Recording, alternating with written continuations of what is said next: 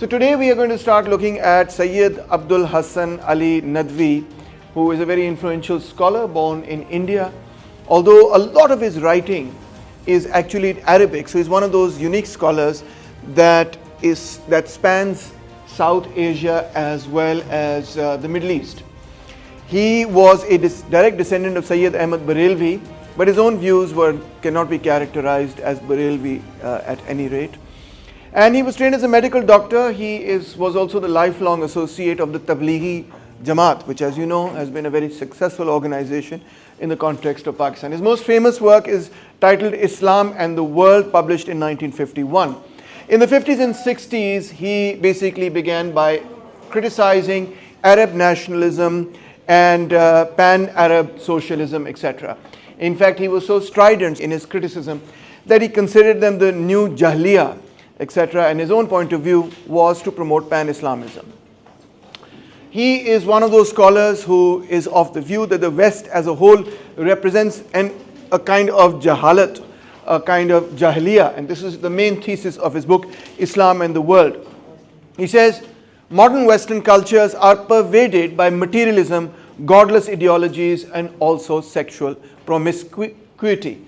And as you know, these are the main sort of things that many of Ikhwan al-Muslimin people also list as one of the reasons why they reject Western civilizations. He says Muslims, unfortunately, have also lapsed into this very apostasy because of the influence of the West. He had deep misgivings, obviously, about secular nationalism, and this coincided with Saudi efforts to promote his Islamic universalism. Saudi Arabia strongly supported Nadwi Sahab. In fact, in 1982, when his book was published, 100,000 copies were published and 80,000 published were bought up by the Saudi Ministry for Education and distributed for free, etc. So you can see that the publishing of this literature was very strongly supported throughout the 1980s by Saudi Arabia. Nadwi Sahab had been also associated with the Jamaat-e-Islami briefly, but he soon parted ways. He was very critical of Maulana Maududi's political interpretation of Islam. And in 1951, he decided that the Jamaat really was not for him. In fact, if you know about the debates in India, etc., this is not an infrequent criticism of Maulana Maududi's point of view. He says that Islamic decline really begins right after the Khulafah Rashida, the four rightly guided caliphs, and this gave way to Arab imperialism. The Khilafat, which was primarily a religious institution, unfortunately, became more of a political institution rather than a religious institution, and that was the beginning of its decline. In Islam, there is to be no separation of the realms of God and Caesar, etc. So no separation between the secular and the sacred, and that is why the Khalifa must be of extremely high virtue. But this was not the case, he says, and Khilafat became more of a political office rather than being also and principally and mainly a divine office.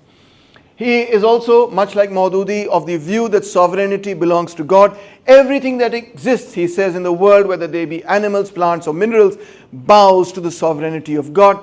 At the same time, all created things are subject to the unfailing laws of nature. So it's not that in the natural world the laws of nature don't exist as such, they do. But opposition to God's law will never cease in the world. This is an ongoing conflict between Jahalat on the one hand, Jahiliyyah, Kufr on the one hand, and Islam on the other hand. This is something that history is always going to be inevitably full of. So it's not like when Kufr was defeated in the past, in the Islamic Revolution, it came to an end, but it changed its form, and that dialectics of on the one hand Islam and on the other hand Kufr really actually continues in the modern world. He says the Umayyads and the Abbasids really were not very good rulers. He says none of the Umayyads and the Abbasid caliphs, with the solitary exception of Umar bin Abdul Aziz, came fully up to the standard of Islam. So he rejects all of them. As you already know, he's basically only looking at the Khulafah Rashidin as the main rightly guided Khalifas. And after that, he says it was all downhill from there. So he's very much part of what we also call the, quote, decline narrative, right? The decline narrative is that Islamic civilization has been in decline. But he places the beginning of that decline really quite far back in history, really after the Khulafai Rashidun. But by the decline narrative is not meant that the civilization is materially declining. It may also be the case that it's doing better off in terms of economic progress and political progress and empire, but it's losing its essence, the essence of what Islam really is. As a result, he says, there soon occurred a rift between the church and state in the religio-political order of Islam. That's very interesting that he says that, because yes, we have read Patricia Crone and others that say that the autonomy of the two spheres was separated. The scholars took one sphere, which was the religious sphere, and the Khalifas took another sphere, which was the more political sphere, and so on. He accepts that, but he says, therefore, secular activity became independent of religion, and this was a very big problem. Secular activity should not be independent of religion, but should be guided by religion. And hence, monarchy ruined the rugged simplicity of the faith of the Muslims. The Muslims settled down to a life of ease and pleasure. And as you know, in medieval discourse, as well as here, this is considered the principal cause of the corruption of Muslim states. Also, there have been many mind games that have been played with us. From the natural sciences, Muslim thinkers drifted towards metaphysics and the theology of the Greeks, which was in fact merely a revised version of their mythology. In other words, Greek mythology was just revised into Greek philosophy, and many Muslims, like, who is he pointing at? Obviously he's pointing at Al-Kindi and Al-Farabi and Ibn Sina and Ibn Rushd, etc. They fell prey to that. So basically what they were doing was biddat. And in the name of philosophy, they were sneaking in pagan beliefs and practices into Muslim society. These kind of philosophical games played a very negative, mind games played a very negative role in the development of Muslim civilization. There was a revival briefly under the Zangi dynasty and under Salahuddin Ayyubi or the Ayyubid dynasty, etc., when Islam defeated the Crusaders, etc. But after their defeat, the West busied themselves at once in preparation for a new assault. Their turn came in the 19th century. So he views what's going on today between the Muslim world and the Christian world really as the extension of the Crusades. The Crusades, in a certain sense, have never come to an end. The view of history very much is informed by there being no discontinuity within the tradition of the West between the medieval West, which was really dominated by the church, and the secular West, which obviously is not, which he considers to be godless and so on and so forth. But he doesn't see that necessarily as a discontinuity. The impact of the Tatar invasion of Muslim world was also terrible. He says the Mongols and the Turkic invasions were a huge setback for Islam. Stagnation crept over them. They believed that the safety of Islam lay in rigidly containing everything in its existing state. So this really, the Turkic invasions, the Mongol and Turkic invasions, really are the cause for the stagnation of Islam, he says, because they believed, yeah, jo hai bas usi tarah theek hai, isko change nahi karna. We can look at all the various invasions here, the Golden Horn, the Crimean Khanate, the Kazan Khanate, the Astrakhan Khanate, and so on and so forth, Mughals, and of course the best of them all, because it's named, I'm named after it, the Taimurid Empire, right? That's mine. No, it's not. It's just a joke, okay? What about the Ottoman Turks? They were vigorous, they were militant, they occupied strategically important positions in the world map, etc. They did a good job, but soon the Turks also surrendered to temptations of ease and luxury. Their minds became static owing to a sterile educational system. Their education system was terrible. They really needed LUMS professors, I suppose. Excessive conservatism and servility to tradition also robbed their poetry and literature of its freshness. You know, the expressions became so flowery, etc., that they ended up meaning nothing, etc. Language became heavy and full of embellishments. Like whenever you watch Shatranj Ke Khiladi, etc., the Urdu that they use is very heavy, right? And very flowery sort of Urdu. He says this is a bad thing. This is not a good thing. We need to modernize that. There were many revivalists that he talks about, Sheikh Ahmad Sarhindi, and he talks about Shah Waliullah, he talks about Shah Rafiuddin Delvi, he talks about Shah Ismail Shahid, etc. in the 17th, 18th, 19th centuries respectively. Here you can see the mazar of Shah Waliullah, just found that picture for you, etc.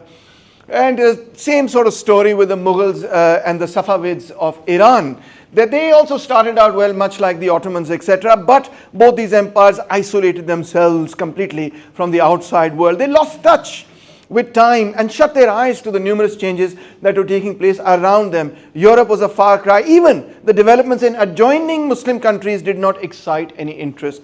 And so therefore, Europe pulled ahead in terms of its scientific progress. They had scientists like Copernicus and Bruno and Galileo and Kepler and Newton who revolutionized the world of physics.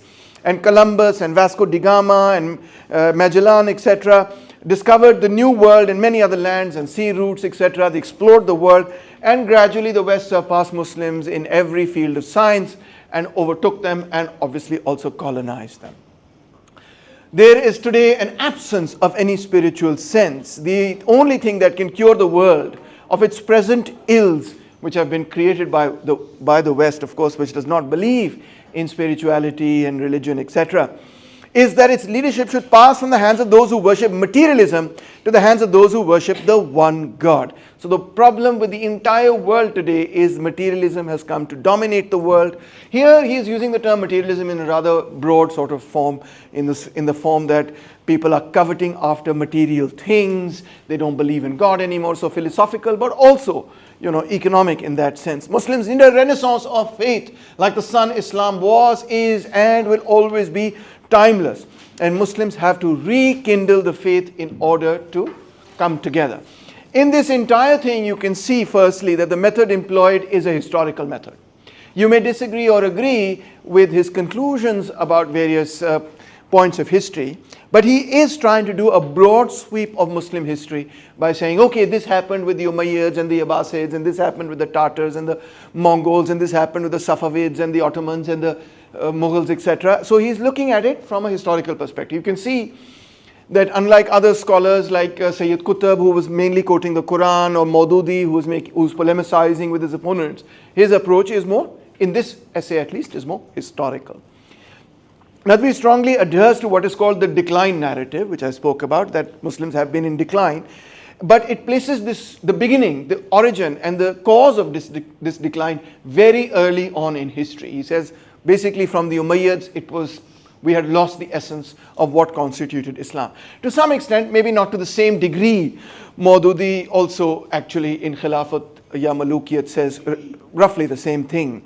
The influence of Mongols, Turks, he appraises very negatively. There are brief revivals, etc., no doubt, but overall it's basically all downhill. And the main reason for going downhill is that instead of Khilafat being a divine institution, it becomes basically a corrupted secular institution, and that is the reason. And West grows strong because of its science, but he still views the West in the same way as a crusading West, as an opponent of Islam, etc.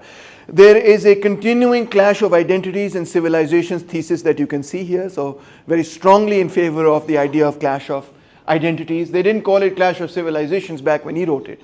He just called it clash of identities, etc. But it's the same thesis, that reflects in the opposite way in the work of Samuel Huntington. He imagines the West and the East as almost homogeneous blocks of culture. So the identity that you have is Islam, and the identity that they have is a Western identity, Christian/Western identity, and so on. But within that, they don't see that, in fact, it was the West that overthrew Western Christianity. It was not, we didn't go there and overthrow the power of the church. It was Europeans themselves who overthrew the power of the church. So he more or less views these civilizations quite homogeneously, which I think is perhaps not the best way to look at that. Most importantly, if the West has grown from science, why would Muslims achieve a renaissance only through rekindling the faith? This is a question that occurred to me as I was doing the reading. If you are accepting that the West really grew because of science, then obviously we should also grow by science, right? But that's not the path that he thinks is the best course of action, etc., which seems to be a contradiction in his writing.